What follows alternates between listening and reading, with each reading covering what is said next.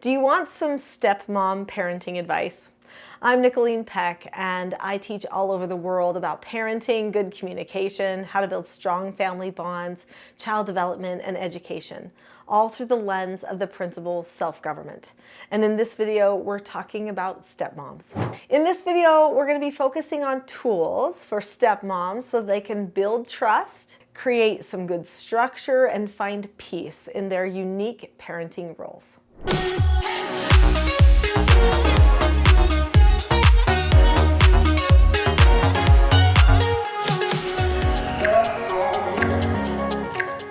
I think everybody has mixed views on the concept of stepmoms. It seems like that no matter how great a stepmom is, whenever you hear the term stepmother or stepmom, everyone thinks of Cinderella. And this lady that is not kind, that does not bond with one of her children, that she mistreats her, abuses her, puts her into servitude, doesn't understand her, care about her, and even puts her very identity in question. I don't think the majority of stepmoms are like that. I would say that that stepmother is probably a very unique case in today's world. I think there's a lot of people out there right now who are just trying to help all of the children feel loved. So I happen to know of a stepmom who is a dear, dear friend of mine, and she married a man who had 2 children previously. The children were not getting the full bonding that they needed from their biological mother because the biological mother was really just wrapped up in her own life. And so she put her whole heart into it.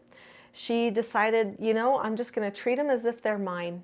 And I'm going to create an environment where they know that I'll bond with them, I'll love them, I trust them, and that they can trust me. And so she went to work. She established structures of communication. She didn't try to just be their friend, because that oftentimes backfires a bit. You don't want to be the children's friends, otherwise the respect can sometimes decrease.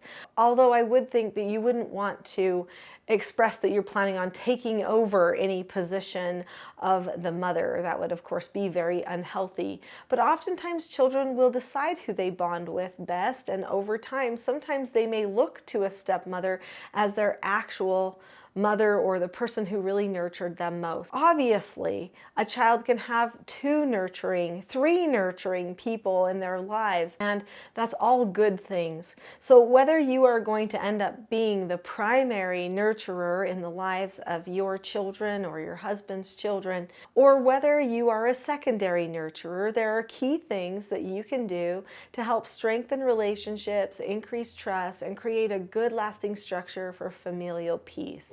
So let's talk about your relationships with your stepchildren. And for some of you, I know probably you have your own children too, because there's a blended family situation. When you're part of a blended family, you have that unique situation where you already have established bonding and love with your own children that are your biological children, and now these new ones coming in that you have to try to establish some of that similar bonding so that they don't feel like that they're not as important in the family unit, especially if you have full-time custody of these children. But if you've never had children before and suddenly you marry someone who has children already, and now you're the stepmom coming into that situation, those children might be the only influence, the only people that you're going to be giving your nurturing type love to, which might seem a little bit easier. It's also harder because you've never done the parenting stuff anymore. You may not know where your boundaries are. You don't know how to establish the relationships and not have them go dysfunctional by turning everything just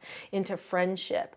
I would say that probably the parents who have blended families have the most confusion or frustration because they're trying to maintain the same order and structure that they've had with their biological children all the way along, now with somebody else's children, and the other family's children don't necessarily understand the vision or the why behind those types of parenting practices. However, if it is your first time being a parent and you're coming into another already established family, you could have a tendency to start to feel like maybe a guest in that house. You may not know exactly where you fit in, and it could create an enticement to want to behave like a friend to the children instead of like a maternal figure.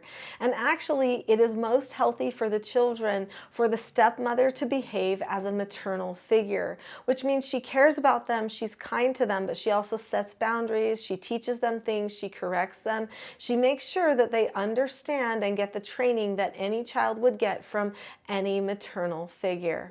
So here's a little insight for you. You probably want to focus first on connection and then on correction. Sometimes you come into a family and the problems are glaringly obvious. You see maybe disorder or sibling rivalry. You see disrespect to the person that you just married, and that can feel very unsettling. It could seem like I need to nip that right now. But the first thing you should focus on is establishing a good connection with the children so that they know what to expect from the relationship. I would have a lot of conversations, get to know them, and establish some regular meetings where you can help them set goals. You can talk about your relationship deliberately, set goals or plans for that relationship too. These types of meetings I call mentor meetings.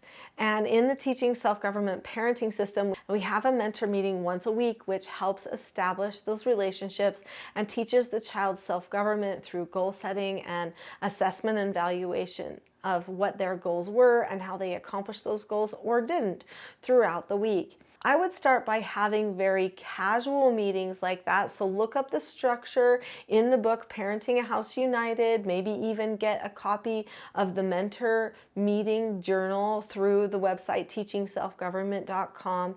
Be familiar with some of the things that you can talk about there, and then just pick a few things at first to discuss with the children on a regular basis. Have opportunities for them to tell you things that they feel like they might want to change or things they need help with, and then ask them what they feel like they would like out of the relationship with you.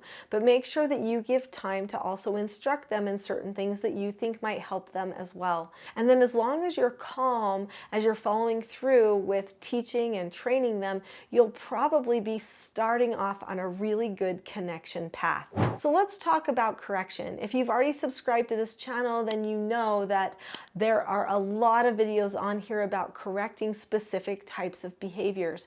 Of course, as a stepmom, you are going to need to correct behaviors. If you shy away from that and say, well, it's not my child, it's his child, or something like that, then what you're going to do is you are going to make it so that you are not a relevant figure in the home, that you're erroneous. And then the child won't get what they need from that one maternal figure in their life. They may not even feel like they fully belong.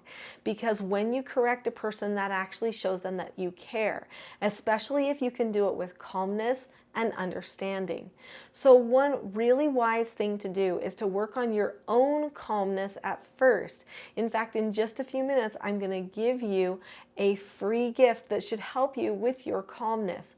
But another thing that you want to do is you want to make sure that you are pre-teaching your stepchildren ahead of time about how to communicate with you, how to be understood, how to get their way, and exactly how you will correct them. So I have a whole training called the TSG Parenting course that's on my website, teachingselfgovernment.com, and in that course, it will help you to learn all the skills and principles of self-government. But let me just tell you a couple of those now. So these children's books are the Teaching Self-Government Children's book set. They each teach one of the 4 basic skills of self-government, which are following instructions, accepting no answers and criticism, accepting consequences, and disagreeing appropriately. So you can pre-teach these skills to your children by just reading them the story, talking about it, practicing it, and then follow it up with how you will correct the children. So when you're learning the parent self-government skills through the TSG Parenting course, you'll be able to teach those to your children as well so that they are completely understanding what is going to happen if they need to be corrected. It's totally predictable. One common thing that occurs with step parents is there are lies that get spread around. Children will blame certain people. They'll seek attention from one parent by blaming something on a step parent in another family. If your parenting system is completely predictable, meaning you use the same words every single time, you've taught them what those words are, what those skills are, are and you stick to it, then they can't manipulate very well. No one would believe it because you're always doing the exact same thing. So it's a little bit of a safety net for you, but it's also going to decrease your stress and anxiety because you'll have a script to hold on to. And if you and your husband have a blended family and you've both been parenting differently, then guess what? It's actually probably one of the best things you can do to just reinvent your parenting by getting on the same page, all using the same skills together. No matter the personality, these skills can and do work to help create family unity and self-mastery. Now remember how I promised you that special gift? Well, here's the time. So I have a Calm Parenting Toolkit. It's on my website, teachingselfgovernment.com. That Calm Parenting Toolkit has 10 tools for calmness. And with those 10 tools for calmness, you can learn how to help you be calm and your children be calm during some of those interactions that may have a tendency to get a little heated. Once you learn those 10 tools for calmness, you'll be perfectly ready to start the TSG parenting course and to learn the other skills of self-government that are going to be so beneficial for you and your family as you create a predictable and calm communication habit for the future of your family. Click on teachingselfgovernment.com, go to the Calm Parenting Toolkit. I'll see you there.